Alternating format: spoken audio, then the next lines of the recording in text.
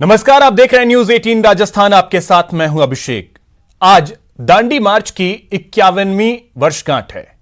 इस मौके पर आज मुख्यमंत्री अशोक गहलोत राजधानी जयपुर में प्रतीकात्मक दांडी मार्च को हरी झंडी दिखाकर उन्होंने रवाना किया। महात्मा गांधी के इस दांडी मार्च को प्रतीकात्मक रूप से बजाज नगर स्थित गांधी भवन से जेएलएन मार्ग स्थित गांधी सर्किल तक निकाला गया। दांडी मार्च में गांधीवादी विचारक और कांग्रेस के कार्यकर्ता शामिल हुए। प्रदेश के कला एवं संस्कृति विभाग की ओर से दांडी मार्च के 91वें वर्ष पूरे होने के उपलक्ष्य में यह कार्यक्रम का आयोजन किया गया। दांडी मार्च के साथ ही महात्मा गांधी की प्रतिमा पर माल्यार्पण किया गया। साथ ही जवाहर कला केंद्र में खादी चरखा प्रदर्शनी और कार्यशाला, कला शिविर, कलाधारा की प्रस्तुति सहित अन्य कार्यक्रम भी आयोजित किए जा रहे हैं।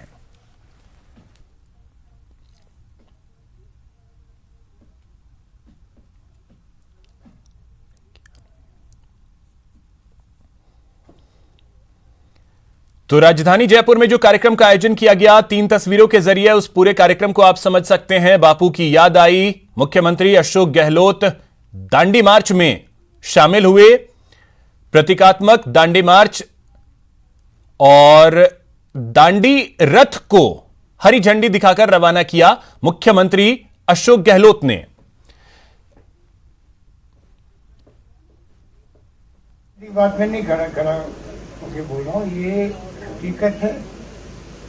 दुनिया भर में जब मोदी जी गए थे पहले प्रधानमंत्री बनते ही, तो अमेरिका में भी और इंग्लैंड में सब जगह अच्छे स्वागत थे। तब भी मैंने कहा मोदी जी अच्छी बात, ये आपके माध्यम से पूरे देश का मान सम्मान बढ़ा है। परंतु आजादी का जंग, लोकतंत्र की स्थापना, वोटों का राज और उसको काम रखा, देश को एक रखा, अखंड रखा और 76 साल की उपलब्धि जो है देश के सामने, उसके कारण से हिंदुस्तान आज साइंस में, टेक्नोलॉजी में, एटॉमिक एनर्जी में सब जगह आप आज सिरमौर बन गए दुनिया में। इसलिए प्रधानमंत्री कोई जाएगा तो उसका मान सम्मान होना स्वाभाविक है और वो सम्मान होता है। कृपा करके अभी तक आपका जो 6 साल का शासन है उसमें क्या हुआ क्या नहीं हुआ उसको भूल जाओ, देश भूल जाएगा। पर आज किसान बैठा हुआ है 4 महीने से, बड़ी ठंड में बैठा रहा, 200 से अधिक लोग मारे गए हैं। तो ये जो सोच है सरकार की, उसको बदलना चाहिए। सरकारें कभी जिद नहीं करती। कार्यक्रम के दौरान अपने संबोधन में सीएम अशोक गहलोत ने केंद्र पर कई मुद्दों को लेकर जमकर निशाना साधा और लोकतंत्र को खतरे में बताया। उन्होंने आजादी जंग में हिस्सा लिया, बनता हो, सब कुछ उनके लिए कहते हैं और हम लोग जिद पकड़ के बैठे हुए हैं। मैं बार बार कहता हूँ सरकारों को कब जिद नहीं करना चाहिए। सरकारों को हमेशा नतमस्तक होना चाहिए जनता के सामने, जनता जनार्दन के सामने, मतदाताओं के सामने, जिनके पैरों में हाथ लगाते हैं, आशीर्वाद मांगते हैं। उनके कोई गलती हो गई है, मान लीजिए, क्या फर्क पड़ने वाला है। एक बार आप वापस ले लीजिए कानून को और 4-6 महीने में आप बुला के बात कर लीजिए किसानों से भी, राज्य सरकारों से भी, विपक्षी पार्टियों से भी, नया कानून लेके आ जाइए। कुछ नहीं करना है, सिर्फ ये फैसले करने की बात है। किसानों में दही है, आम लोगों के अंदर भी है कि सरकार ने क्यों इतना हद कर रखा है। सरकारें कभी भी जिद नहीं करती है, हद नहीं करती है, पब्लिक कर सकती है। हमारा काम है संदेश करना, मनाना, उसको कन्विंस करना या कन्विंस होना। मैं समझता हूँ कि इस खेल के, इसकी पूरे जो बड़ा मुद्दा है उसके अंदर 4 महीने से ठंड में बैठे रहे लोग, क्या बीती होगी। छोटे बच्चे थे, बुजुर्ग थे, महिलाएं थी, 200 से अधिक लोग मारे गए हैं, क्या बीती होगी परिवारों को। मुझे बहुत दुख है। मुझे उम्मीद है कि आज के दिन दांडी मार्च के उपलक्ष्य में जो नरेंद्र मोदी जी खुद भी साबरमती आश्रम से इसको रवाना कर रहे हैं, मुझे उम्मीद है कि आज शाम तक उनको निरंतर मन के अंदर गांधी जी का संदेश उनको झकझोरेगा। हो सकता है शाम तक कोई फैसला करे तो मुझे बहुत खुशी है। डेमोक्रेसी को ढूंढना पड़ रहा है, खतरे हैं डेमोक्रेसी के सामने। सारी एजेंसियां काबू में आ गई है सरकार के। जो स्वायत्तशासी संस्थाएं हैं, चाहे जुडिशरी हो, चाहे इलेक्शन कमीशन ऑफ इंडिया हो, चाहे सीबीआई हो, इनकम टैक्स हो या ईडी हो, जो सिकंदर कसा हुआ है एक्टिविस्ट को, पत्रकारों को, एनजीओ को आप देशद्रोही करार दे रहे हो, सरकार से असहमत है कोई, वो देशद्रोही है। आलोचना करें तो सरकार की, वो देशद्रोही है। पूरी दुनिया के मुल्कों में इतनी भयंकर बदनामी हो रही देश को। आप मीडिया वाले अगर इंटरनेट में देखते होंगे अमेरिका क्या कह रहा है, दुनिया के यूरोपियन मुल्क क्या कह रहे हैं, आप यहाँ के कोई राय। मोदी जी पूरी दुनिया में घूम घूम करके खूब प्रचार कर लिए, अब स्थिति उल्टी हो गई है। तो मैं समझता हूँ विदेश मंत्रालय, विदेश मंत्री, प्रधानमंत्री जी को दुनिया के मुल्कों में क्या प्रतिक्रिया हो रही है किसान आंदोलन को लेकर के, क्या कहा जा रहा है डेमोक्रेसी के बारे में, इसके बारे में विदेश मंत्रालय और विदेश मंत्री मैं उम्मीद करता हूं कि सही सलाह देंगे प्रधानमंत्री जी को। लेकिन किसानों ने आजादी जंग में हिस्सा लिया, अन्नदाता हो। देश 15 अगस्त 2022 को अपनी आजादी के 75 साल पूरे करने जा रहा है। स्वतंत्रता के 75 साल पूरे होने के उपलक्ष्य में आजादी का अमृत महोत्सव कार्यक्रम मनाया जाएगा। वहीं आज ही के दिन दांडी यात्रा के 91 साल पूरे होने पर प्रदेश में भी जगह जगह अमृत महोत्सव कार्यक्रम का आयोजन किया जा रहा है। दौसा, बाड़मेर, अजमेर में अमृत महोत्सव का आयोजन हुआ। ये 3 तस्वीरों के जरिए तीनों जगहों की तस्वीर आपके टीवी स्क्रीन पर, दौसा, बाड़मेर और अजमेर।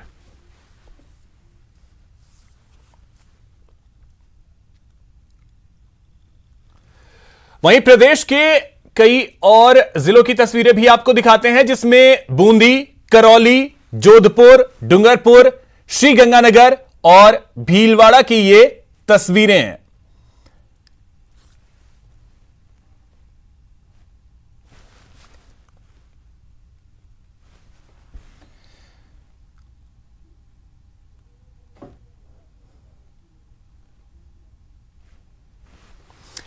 तो आजादी के 75वीं वर्षगांठ के मौके को लेकर आज से देश भर में अमृत महोत्सव की शुरुआत हो गई है। इस महोत्सव के दौरान देश भर में अगले 75 सप्ताह तक अलग अलग 75 कार्यक्रम आयोजित किए जाएंगे, जिससे नई पीढ़ी आजादी के मायने और उसके पीछे के ऐतिहासिक संघर्ष की कहानी समझ सके। इसी के तहत आज से इस महोत्सव की शुरुआत अजमेर में भी की गई दांडी मार्च के साथ, जिसमें बच्चों ने महात्मा गांधी का रूप धरकर आना सागर चौपाटी से मेडिकल कॉलेज तक प्रतीकात्मक दांडी मार्च निकाला।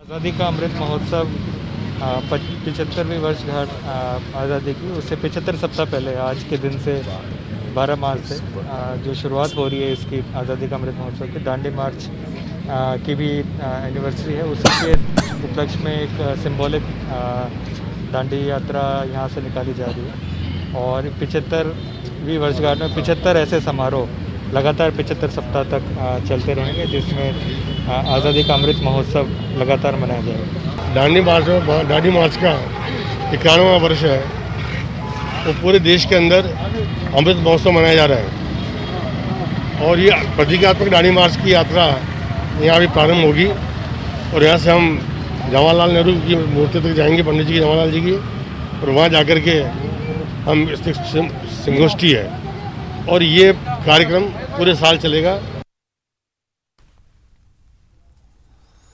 वहीं बाड़मेर में अंबेडकर सर्किल से दांडी यात्रा की शुरुआत की गई और आजादी का अमृत महोत्सव का आगाज हुआ। इस दांडी यात्रा की शुरुआत में बाड़मेर जिला प्रमुख महेंद्र चौधरी, बाड़मेर जिला कलेक्टर विश्राम मीणा, बाड़मेर विधायक मेवाराम जैन समेत कई अधिकारी और जनप्रतिनिधियों ने शिरकत की। अंबेडकर सर्किल से शुरू हुई यह दांडी यात्रा भगवान महावीर टाउन हॉल तक पहुंची। इस दांडी यात्रा में 78 बच्चे राष्ट्रपिता महात्मा गांधी का रूप धारण कर यात्रा में शिरकत करते नजर आए।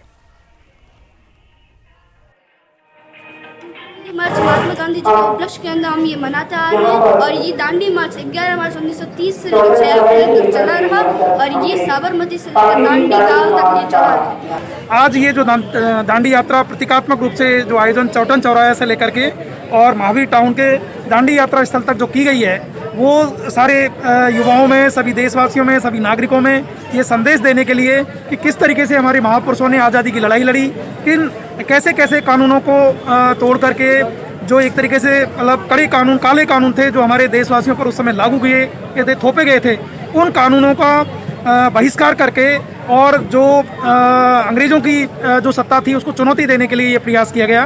पूरे भारतवर्ष में ये दांडी यात्रा निकाल कर एक संदेश दिया जा रहा है कि किस तरह से अंग्रेजों जो भारत छोड़ो नमक आंदोलन के विरुद्ध ये दांडी यात्रा शुरू की थी, जिसको आज 150 साल हो गए। और इसी बीच एक बड़ी खबर आपको बता दें, बीकानेर से यह बड़ी खबर है जहां पर डिग्गी में डूबने की वजह से 2 लोगों की मौत हो गई है। यह बड़ी खबर आपको बीकानेर से बता दें जहां पर डिग्गी में डूबने की वजह से 2 लोगों की मौत हो गई है। जामसर के जगदेव वाला की यह घटना है। हाफासर सोलर प्लांट में काम करते थे ये दोनों। मामले की जांच अब पुलिस कर रही है।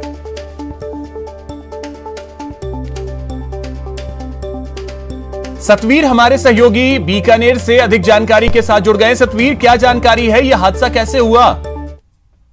जी बिल्कुल, आपको बता दूं कि ये पानी की डिग्गी में डूबने से 2 युवकों की जो मौत है वो हो गई है। जामसर थाना इलाके की ये जगदेव वाला की जो घटना है वो बताई जा रही है। यहाँ पर जो सोलर पे ये काम करते थे, हाफा से जो सोलर प्लांट है वहाँ पर ये दोनों युवक काम करते थे और जो ये दोनों युवक थे पानी की डिग्गी में काम करते हुए डूब गए। जिसके बाद सूचना के बाद स्थानीय जो लोग थे उन्होंने तुरंत जो जामसर थाना पुलिस है उसको सूचना दी। सूचना के बाद में जो जामसर पुलिस है वो मौके पर पहुंच गई, लेकिन उन्हें बचाने में असफल रही है। दोनों के जो शव हैं उनको डिग्गी से बाहर निकाल लिया गया और उसके बाद में उन्हें निकालकर जो पीवीएम अस्पताल की जो मोर्चरी है वहां पर रखवा दिया है। लेकिन जो सूचना के बाद में जो जामसर के एसएचओ हैं गौरव रेडिया वो मौके पर पहुंचे थे और अभी फिलहाल पूरे मामले की जो जांच है वो की जा रही है कि आखिर ये जो युवक है वो किस तरह से इस पर डूबे थे या इनका पैर फिसला था या किस तरीके से पूरा हादसा होता है, इसके बारे में जो तथ्य है वो जुटाए जा रहे हैं।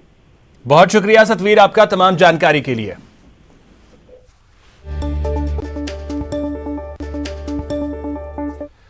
अब एक बड़ी खबर आपको बता दें, बाड़मेर से यह बड़ी खबर है जहां पर जातीय पंचों का तुगलकी फरमान सामने आया है। 2 परिवारों का हुक्का पानी यहां पर बंद कर समाज से बहिष्कृत किया गया है। दरअसल इन दोनों परिवारों ने मृत्यु भोज का विरोध किया था, जिसके बाद इन्हें समाज से बहिष्कृत कर दिया गया है। हुक्का पानी इनका बंद कर दिया गया है। 17 गांव के जातीय पंचों ने यह फरमान सुनाया है। साथ ही 5 लाख रुपए का आर्थिक दंड भी भरने का फरमान इन्हें सुनाया गया है। तो यह बड़ी खबर इस वक्त की बाड़मेर से।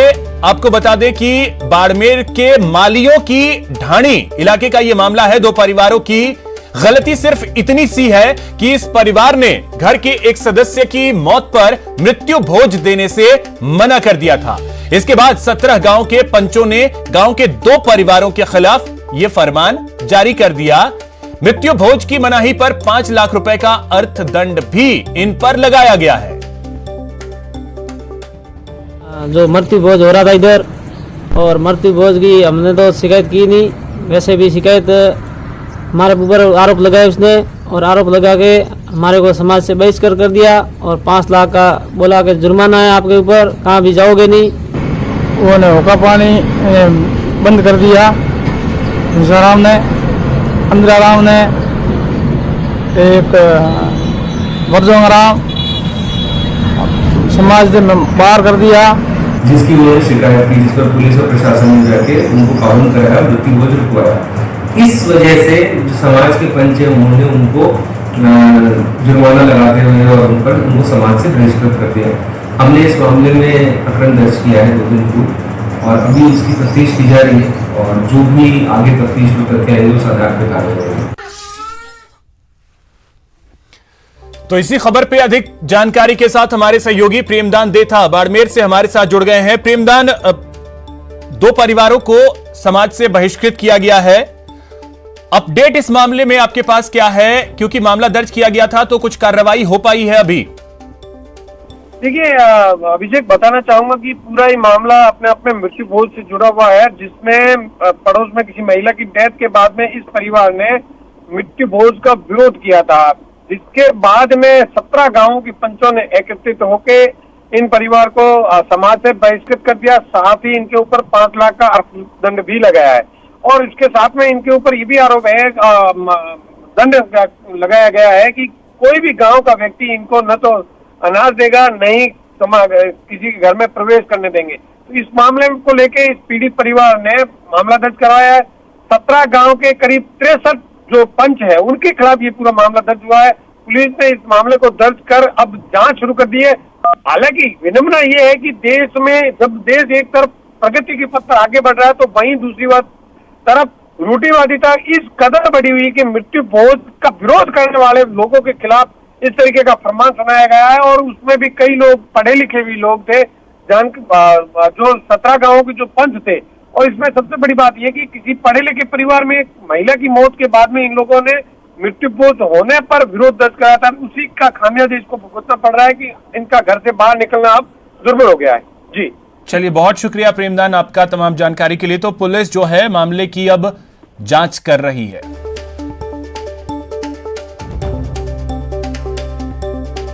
यहां रुकेंगे एक छोटे से ब्रेक के लिए। ब्रेक के बाद आपको दिखाएंगे बात से बन गई बात।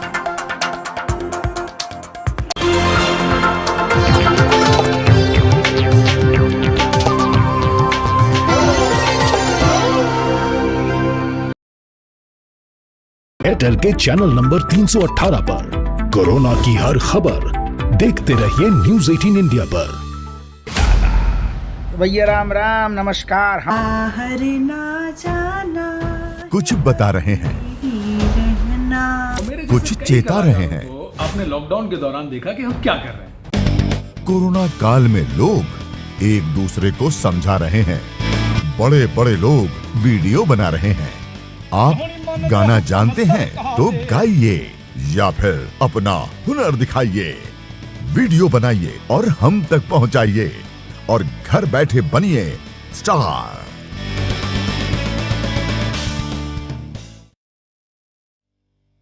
न्यूज़ 18 इंडिया आपका पसंदीदा नेशनल न्यूज चैनल उपलब्ध है डिश टीवी के चैनल नंबर 663 और D2H के चैनल नंबर 306 पर। कोरोना की हर खबर देखते रहिए न्यूज़ 18 इंडिया पर। अहम है विचार सरकार के फैसलों पर, लोगों का रेजिस्टेंस जरूरी है खरी बात हर किसी की भागीदारी पर, और सवाल उठाने से ही मिल पाएगा जवाब। उनकी चिंताएं किस तरह की? आप कोरोना से लड़िए, आपके लिए हम करेंगे कोरोना पर हर एक सवाल। प्राइम डिबेट सिर्फ न्यूज़ 18 राजस्थान पर। सवाल सारे, मुद्दे तमाम, माइक पर सरे आम, होकर ऑटो पे सवार। जब पूछेगा रिपोर्टर आपके क्षेत्र के हर मसले का जवाब मिलेगा बिल्कुल नए अंदाज में। जब आएगा ऑटो में रिपोर्टर, रोज रात 8:26 पर सिर्फ न्यूज़ 18 राजस्थान पर। जरूरी है कोरोना की हर एक खबर, जरूरी सरकार के फैसलों का असर, सियासत की चाल और इकोनॉमी का हाल जानना जरूरी, बाजार से एग्रीकल्चर और ब्रेक के बाद आपका स्वागत है। कोरोना रोकथाम और वैक्सीनेशन को लेकर राजस्थान सबसे आगे है। मुख्यमंत्री अशोक गहलोत ने कहा कि खतरा अभी टला नहीं है और सावधानी अभी भी जरूरी है। लापरवाही काम की नहीं है। आज महाराष्ट्र में नागपुर में लग गया लॉकडाउन, महाराष्ट्र के 5-6 शहरों में लॉकडाउन लग चुका है। पूरे महाराष्ट्र में 7 दिन में 70,000 नए पेशेंट आ चुके हैं। संख्या रास्ता नहीं बढ़ी है, 100 से 200-250 तक आ गई है। मैं चाहूँगा कि लोगों को चाहिए कृपा करके, जब जंग जीती हमने, कोरोना की जंग जीती राजस्थान ने, तो कहीं हम जंग जीती हुई हार नहीं जाए। इस लिहाज से सबको प्रिकॉशन रखना चाहिए। सरकार ने छूट दी है लोगों पर विश्वास करके, अगर उसके बावजूद लापरवाही हुई तो सख्ती के कदम भी उठाए जा सकते। कल तक जो है, कल तक के आंकड़े में 25% के पार आ चुके हैं। 25 लाख वैक्सीन हो चुका है। देश में सबसे प्रथम हम लोग हैं, फिर भी वैक्सीन हमें मिल नहीं रही थी। मुझे वहाँ नीति आयोग में बात करना पड़ा, मिस्टर पॉल थे, हमारे चीफ सेक्रेटरी ने बात करी वहाँ के अधिकारियों से हेल्थ मंत्रालय में, हमारे स्वास्थ्य मंत्री ने बात करी स्वास्थ्य मंत्री भारत सरकार से, और अब जाके परसों इतना करने के बाद में वैक्सीन आने लगी है। पर फिर भी हमारे विपक्षी साथी, जिनके लिए हम हमेशा कहते हैं कि हमें विपक्षी साथियों का, पार्टियों का, धर्म गुरुओं का, सामाजिक संगठनों का, सबका सहयोग मिला। हम तो एक तरफा सबको लेके साथ लेके चलना चाहते हैं, और फिर भी कुछ लोग आलोचना करने से बाहर नहीं आते हैं। कोरोना में कोई आलोचना होनी नहीं चाहिए। अगर हमने मांग करी थी वैक्सीन की उनसे, इसलिए कही थी कि हमारा मंगलवार के बाद में वैक्सीनेशन प्रोग्राम बंद होने वाला था, CSC PHC बंद हो चुका था फर्स्ट डोज लगाना, तो हमने सही बात की सही समय पर। फिर भी हमारे कुछ बड़े बोले नेता ऐसे हैं राजस्थान के अंदर विपक्ष में, उनको कोई कमेंट करना ही होता है, जनता सब समझती है। और इसी बीच एक बड़ी खबर आपको बता दें, जोधपुर से है, जहां पर रेजिडेंट डॉक्टर्स की हड़ताल खत्म हो गई है। वार्ता के बाद यह हड़ताल खत्म करने का फैसला लिया रेजिडेंट डॉक्टर्स ने। प्राचार्य ने 7 दिन में समस्या के समाधान का आश्वासन दिया है। तो आखिरकार वार्ता हुई और वार्ता सकारात्मक रही, जिसके बाद हड़ताल खत्म कर दिया है रेजिडेंट डॉक्टर्स ने। जोधपुर से इस वक्त की बड़ी खबर, हॉस्टल में अव्यवस्थाओं को लेकर ये सभी रेजिडेंट डॉक्टर्स जो है वो परेशान थे, खास करके पानी की समस्या से ये लंबे वक्त से जूझ रहे थे, जिसके बाद इन्होंने अनिश्चितकालीन हड़ताल का ऐलान आज से कर दिया था। लेकिन इसी बीच वार्ता हुई और वार्ता जो है वो सफल रही। प्राचार्य ने 7 दिन में समस्या के समाधान का आश्वासन दिया है।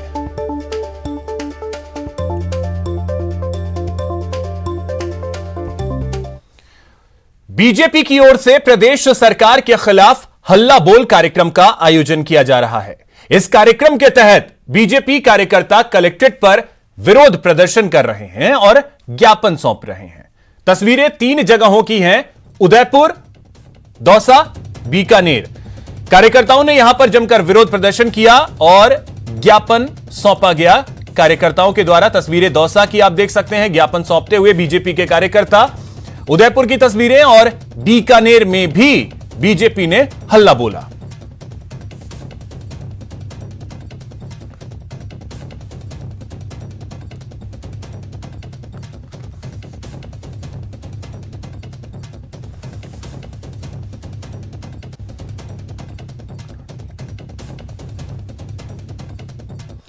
अजमेर में प्रतियोगी परीक्षाओं को शांतिपूर्वक संपन्न कराने के लिए कलेक्टर की ओर से डिस्ट्रिक्ट कोऑर्डिनेशन टीम का गठन किया गया है, जिसमें आज कोऑर्डिनेशन टीम के लिए ड्रेस कोड लागू कर दिया गया।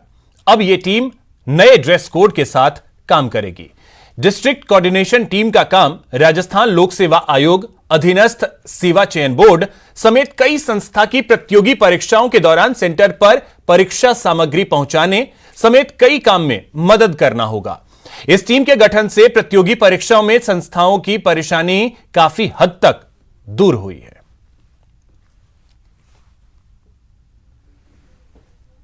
हमारी कलेक्टर अजमेर नोडल ऑफिसर्स की टीम ने जो नई शुरुआत करी है, इसमें हमारे BC मंडरावाला जी नोडल ऑफिसर, इनका हमेशा सहयोग रहा है और इन्होंने हमें हमेशा नए नए कार्यों के लिए प्रेरित किया है और उस प्रेरणा से ही हमने आज एक ड्रेस कोड प्रारंभ किया है। इस ड्रेस कोड में क्रीम कलर की शर्ट एंड ब्लैक पैंट हमने लिया है और सभी को बैचेस बनाकर हमने इंडिविजुअल अलॉट किए हैं।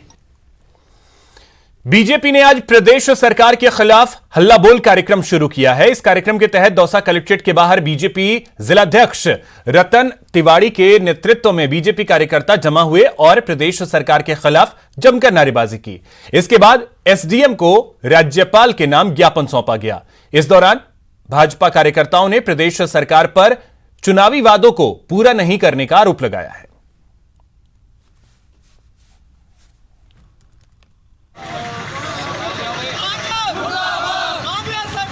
कलेक्टर को हम ज्ञापन देंगे, जो वो ज्ञापन राज्यपाल महोदय के पास पहुंचे।